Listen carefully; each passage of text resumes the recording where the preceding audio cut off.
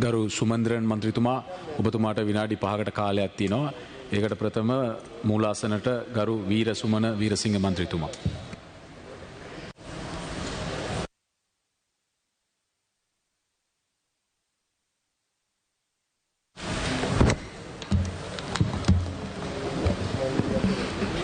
ඔබතුමා කතා කරන්න. Thank you, Honourable Presiding Member, for the opportunity to say a few words on the last day of this committee stage debate on the budget proposals for 2023. As we have right through these budget debates, particularly in the committee stages, explained that the proposals that have been made to the House do not take into consideration the serious economic crisis that the country faces. The proposals are no different to budget proposals that have been made in previous years, and it looks as though it's business as usual, not taking into consideration the very serious financial crisis into which this country has fallen. And we have highlighted many of these matters. Often speakers on the government side have asked the question, all right, what's your alternate proposal? What do you propose then? You're only criticizing.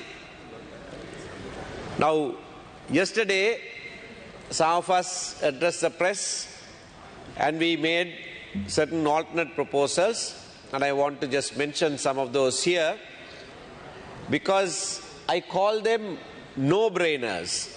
You don't have to even think about it. Proposals, examples that we show by which you can increase revenue several fold without it affecting the ordinary people of this country. One was with regard to withholding tax. Withholding tax has been reintroduced and it is at 5%.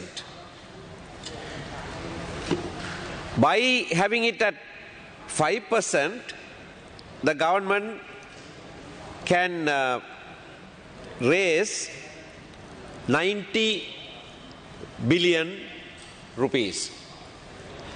If you fixed it at 15%, you can at source recover 270 billion, an increase of 180 billion. That is why I call it a no-brainer, because these are taxes that anyway are liable.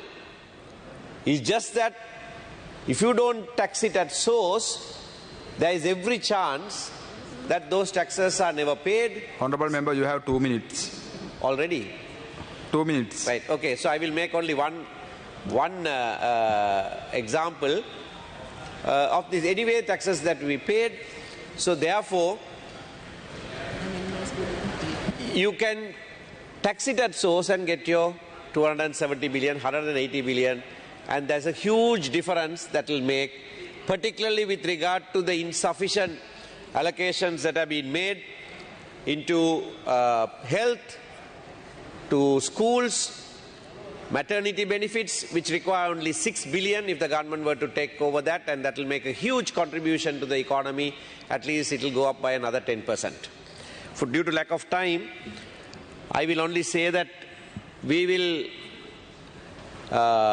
not participate in this vote as we did in the second reading, and for the same reason that whatever our criticisms be on the budget proposals, since the President has made overtures to settle the national question that has plagued this country since independence, as a gesture of goodwill, we will not oppose the government today.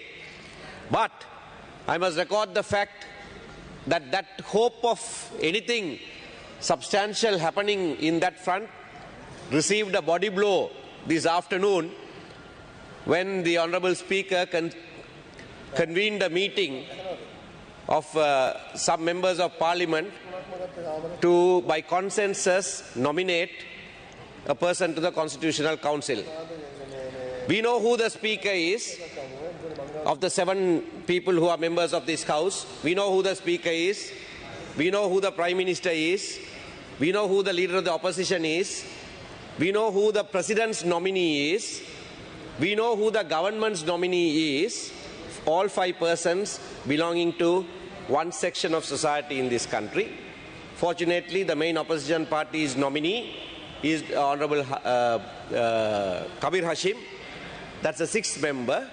We nominated a person from the main Tamil opposition party, the 3rd largest party in this parliament, and that was resisted by those who were elected to this parliament on the SLPP ticket and who claim that they are independent members and are seated with us in the opposition benches. Going back to the majoritarian mindset, perfectly displayed this afternoon, and that behavior has dented very seriously any hopes of ethnic reconciliation in this country. Thank you.